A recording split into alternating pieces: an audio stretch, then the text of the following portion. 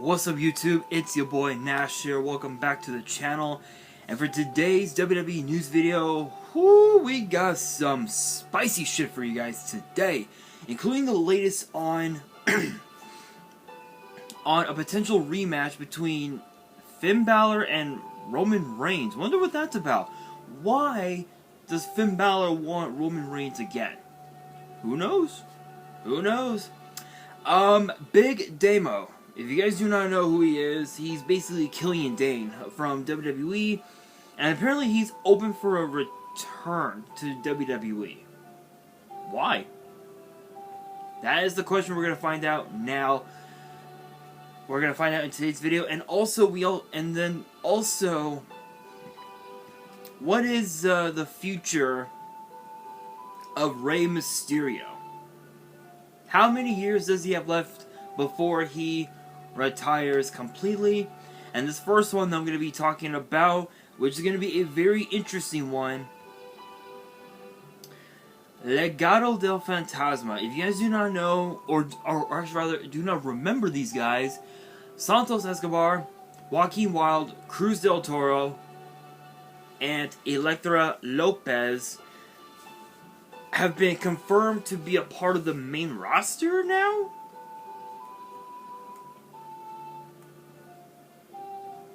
Wonder what that's about. Let's talk about it. And before we do talk about it, if you guys enjoyed this video and you guys want to see more WWE news videos in the future, which get posted every Thursday, sometimes on weekends, make sure you guys subscribe to the channel, turn on the notification bell, smash that thumbs up button, and make sure you guys follow me on all my social media. Links will be in the description below, as will the info to my fan mail. It will also be in the description as well. So as you guys are well aware, if you guys watch NXT like I do, you will know that Santos Escobar debuted in NXT during the interim Cruiserweight Championship tournament that we had in 2020, and he had been a part of NXT ever since.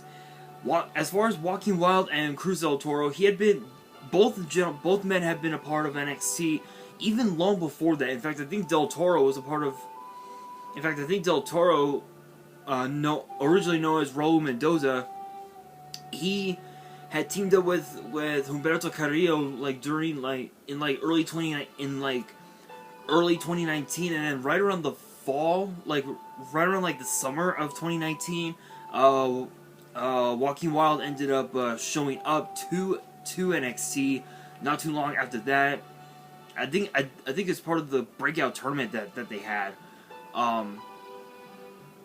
which was won by someone else who I can't really say who won it. I think it was like Miles Bourne or something like that. Jordan Miles. I think Jordan Miles was the dude's name, but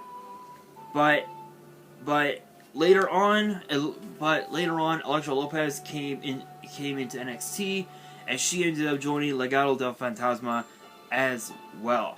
But the question becomes, are they going to be a part of the main roster? Well, that's what we're here to find out right now, because you guys know, last week on NXT at Heatwave, Santos Escobar lost to Tony D'Angelo, where the stakes were, if Santos won, Legado was free of the D'Angelo family. If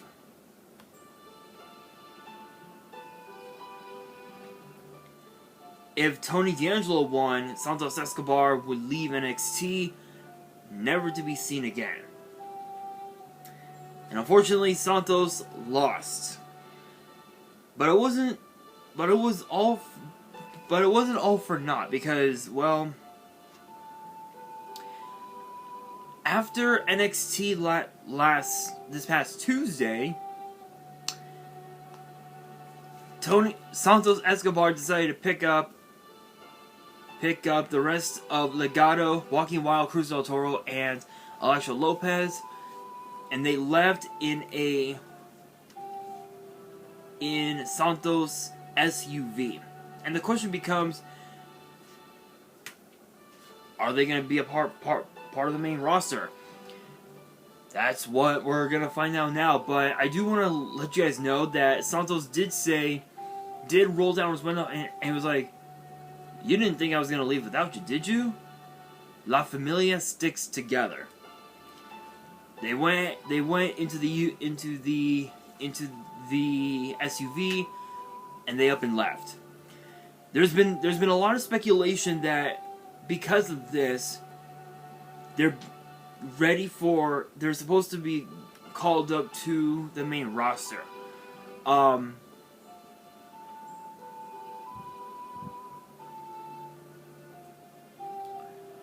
Which is interesting.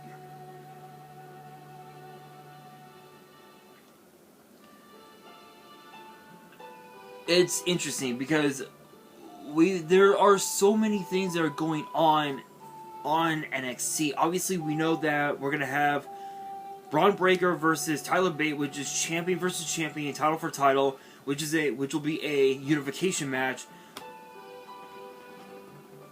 which will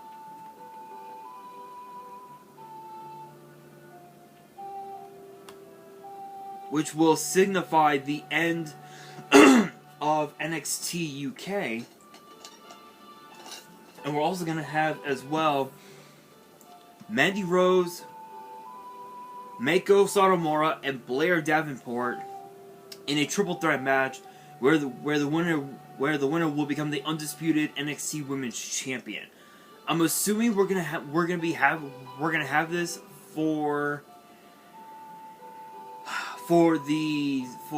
the tag titles, and then of course the North American title / Heritage Cup.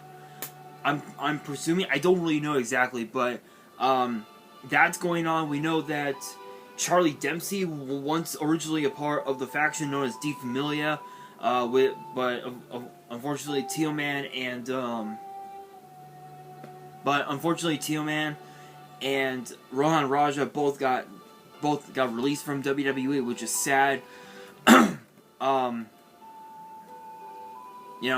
are so many things going on, but with Legado going into the car, the question becomes: are we going to see them in the main roster? Most likely, it may not happen so suddenly, but it could potentially happen sometime in the next month or so. Perhaps even before Survivor Series. Or it could even also potentially happen after Clash of the Castle in Cardiff, which is a possibility. With that taking place, and with Worlds Collide coming, taking place the very next night, I'm pretty sure that Legado might end up getting called up to the main roster. So Usos and Roman Reigns, beware, because Legado's coming after your asses. And these guys are some tough son of a bitches, I can guarantee you that. But again, it's possible we could see them back in, not back in WWE, but called up to the main roster. But only time will tell. Only time will tell. But now we gotta talk about this: Roman Reigns versus Finn Balor. Apparently Finn Balor has said that he's got some unfinished business with Roman Reigns. So it's interesting because with Finn Balor on Raw, obviously it's not too difficult for Finn to go after Roman, but he was on WWE's El Brunch, which I believe is is WWE en Espanol. He talked about how he had some unfinished business with Roman and wanting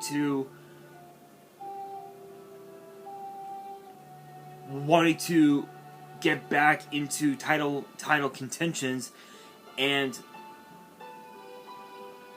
he explained, saying, quote, "Well, I think me and Roman Reigns have a lot of unfinished business. There was a little bit of questionable finish to our last match at Extreme Rules when the top rope mysteriously broke in our championship match. So I feel like there's definitely a rematch due with myself and Roman. So hopefully we'll get to that soon after Clash of the Castle. So it's possible we could see that happen, but obviously now Finn Balor as part of the Judgment Day is now dealing with Edge and the Mysterios. So it's possible that once Judgment Day splits and they all go back to their separate ways, which could potentially happen.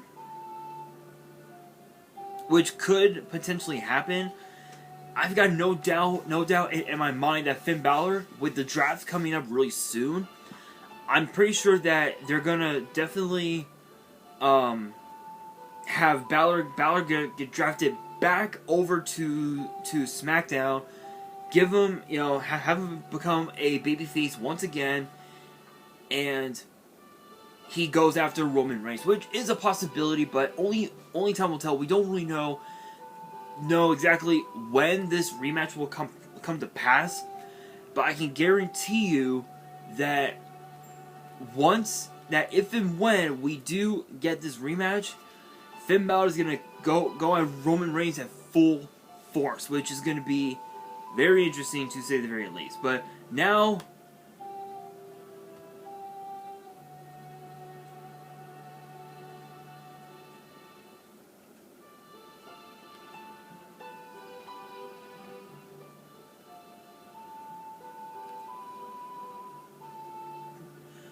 okay, for some reason these fucking ads won't leave me alone.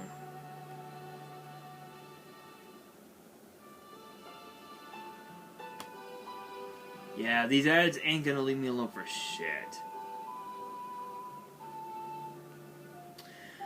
Well, moving on. Anyway, apparently, Killian Dane, or his Big Damo?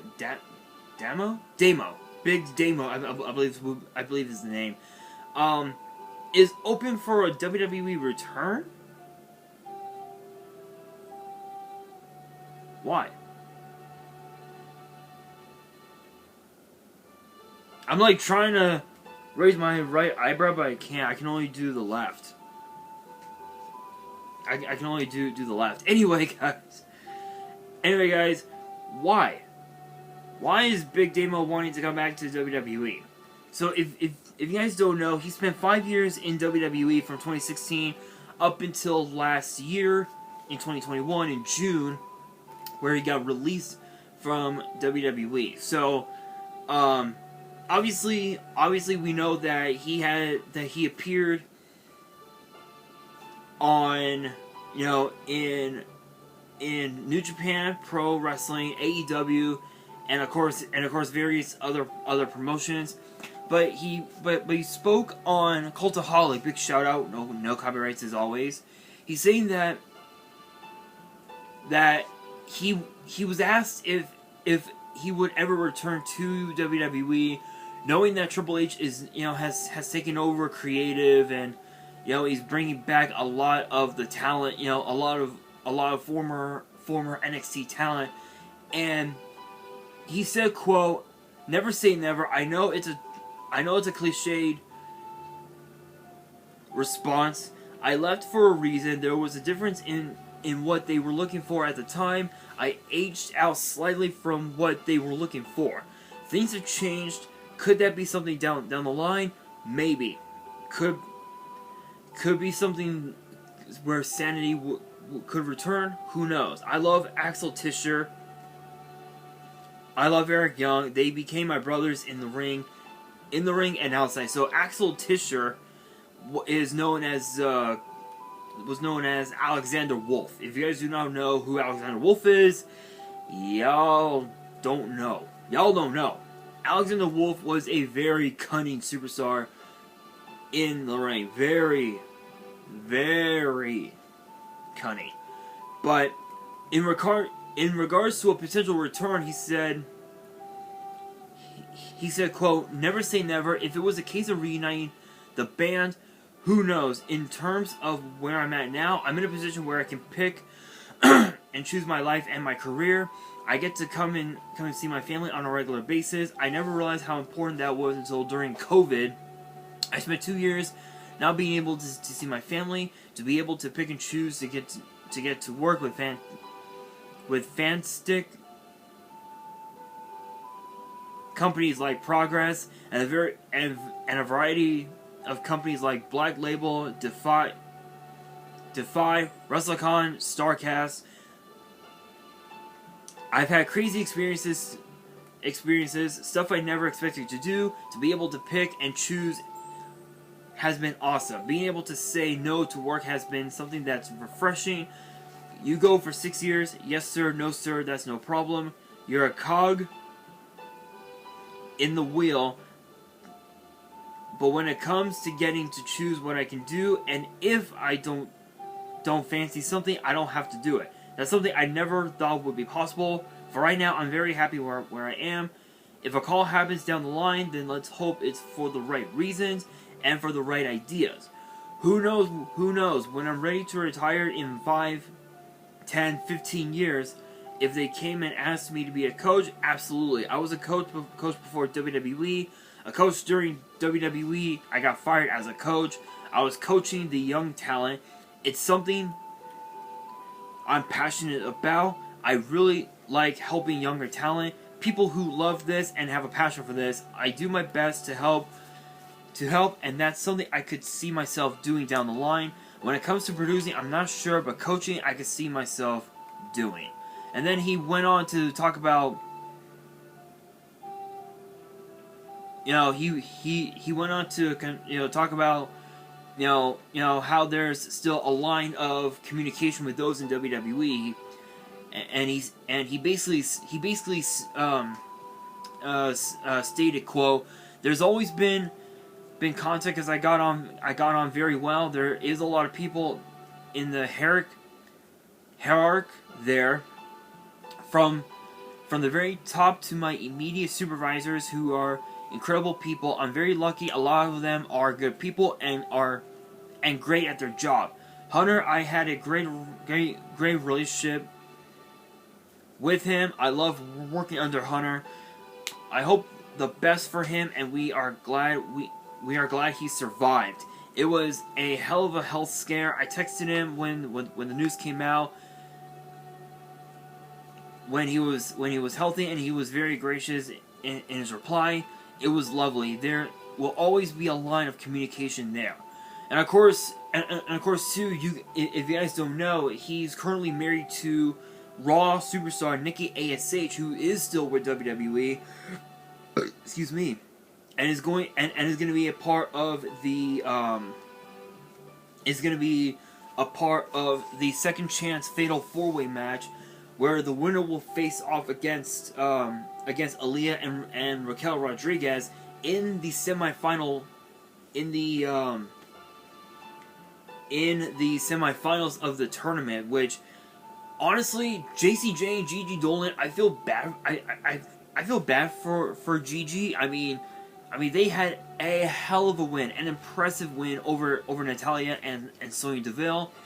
Of course, too, Nikita Lyons and Zoe Stark, I would have loved to see them in the tournament, but Gigi Dolan had a very serious injury, which is sad. But who knows when those two will come back.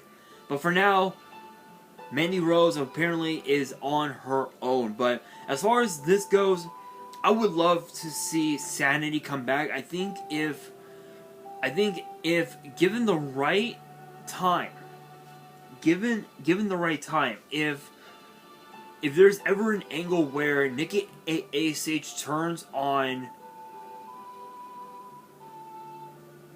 does turn on Doudrop, or if Doudrop turns on Nikki ASH, Sanity comes back, Nikki ASH reverts to her old self,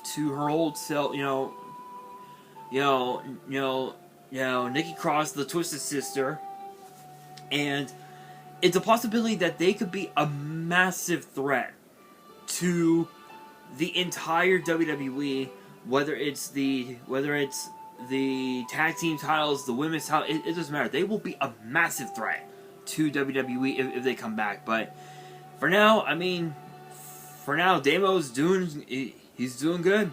He's doing pretty good so far. So we'll see what happens. But now we gotta talk about this last one. This might be the hardest one I will ever have to talk about on the channel.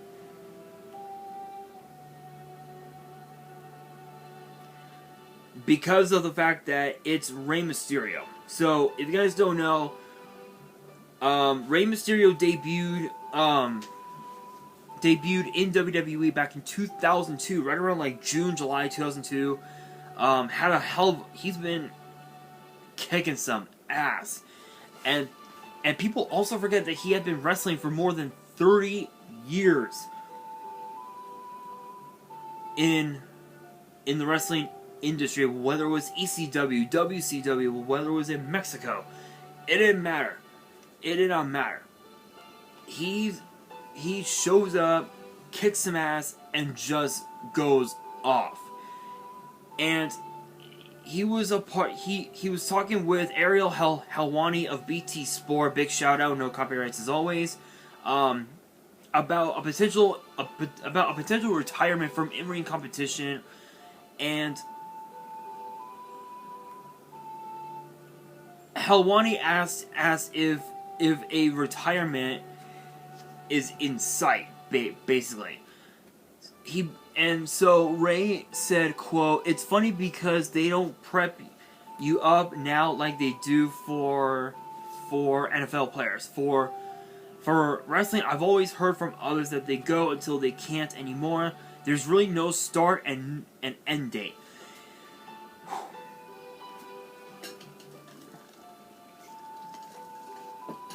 Ooh, there we go. "You just run through it until you can't anymore, or until you step away to do something else. For me, now that I'm getting closer to my 50s, I see my son wrestling, I tell myself that I want to go 3 more years, and I don't want to go past 50. But I remind myself, what happens if I still feel good? Can I still go another year? As of right now, my date has always been not to go past 50. Now he's 47, so he's got 3 more years. Maybe he might go another 2. Who knows? But obviously, you guys know that the last 2-3 years, he's been not only training but also teaming up with his son Dominic. Currently, right now, dealing with obviously Judgment Day on Raw. But people forget that he had made a name for himself in AAA, ECW, WCW, WWE, Lucha Underground. If you guys do not remember Lucha Underground, it was an indie show that was that was streaming on Netflix years ago, but they took it off for some reason.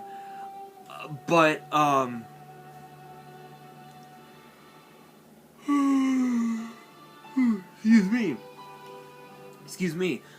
But Rey Mysterio had actually competed in Lucha Underground when he left WWE back in 2014. So for him to still go for this long, that's impressive. And my brother just texted me, guys. Hang on.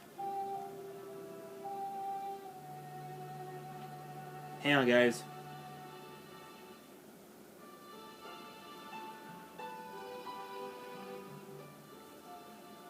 There we go. Anyway, if you guys don't know, right around the summer of 2002 when he debuted, he was in his first rivalry, in his first major rivalry with Kurt Angle, obviously making an instant first impression on guys like Kurt Angle and Chavo Guerrero, and he proved that he was ready for the big time in WWE. And people forget that excuse me, He's a 3-time world champion, a 2-time Intercontinental champion, a 2-time United States champion, a 3-time Cruiserweight champion, a 5-time Tag Team champion, and has a Royal Rumble match victory under his name, which that victory was in 2006. So, is it possible that we could see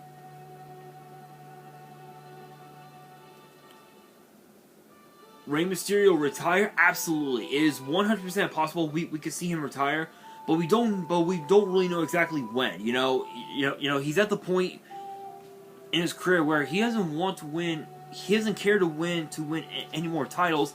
All he wants to do is teach his son Dom, you know the ways of the business. You know, learn the ways of Lucha Libre, and just learn about how WWE operates, if you will. So it's possible we could see Rey Mysterio retire, which honestly I don't want that. I don't want to see that just as much as you guys. But of course too, we know that it's gonna happen at some point. Maybe once he does retire completely, then definitely we will definitely see him in the Hall of Fame, hands down. One of the best, literally the greatest masked superstar of all time. He is the GOAT, hands down. But with that being said, that brings me to the question of the day, which is this: who do you guys want to see Rey Mysterio face in his last match before he retires?